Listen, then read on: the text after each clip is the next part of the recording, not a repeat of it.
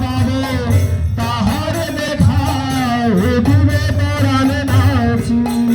আহা পথের পানে যে আমি সেই আশাতে আছি।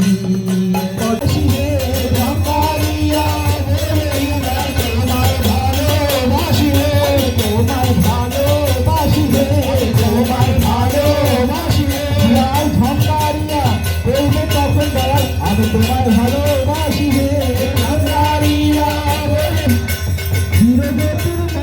জ্যোতির্ময় সে জ্যোতির্ময় জ্যোতির্ময় সে জ্যোতির্ময় জ্যোতির্ময় সে জ্যোতির্ময় জ্যোতির্ময়। আর এই মায়ের কান্না দেখে আমার প্রভু প্রিয় পরম শ্রী ঠাকুর অনুকূলচন্দ্র তিনিও সেই মায়ের থেকে অনেক জোরে জোরে কান্না করছেন। কান্না করতে করতে প্রিয় পরমের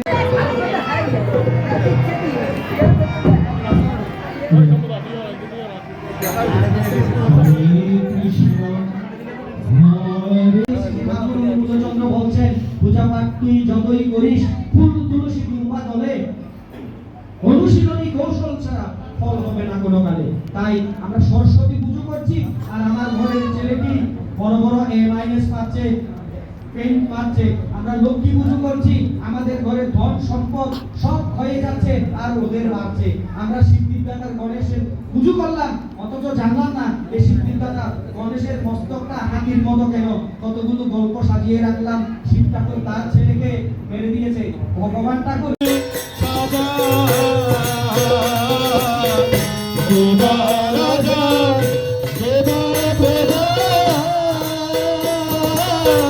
সবার আছে কর্মের সাজা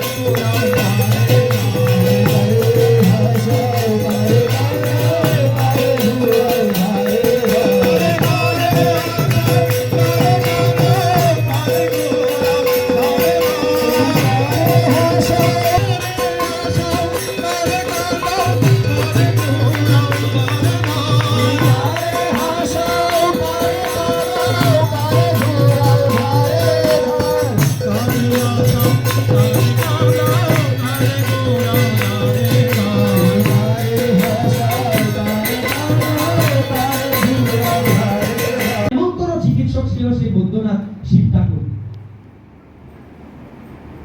তাহলে দেখুন আমাদের ঋষিরা আমাদের জন্য কি নিয়ে এনেছিলেন। আমরা সেই সমস্ত কিছুর দিকে না গিয়ে আমরা এক গুলো করি যে অনুশীলন এবং কৌশল।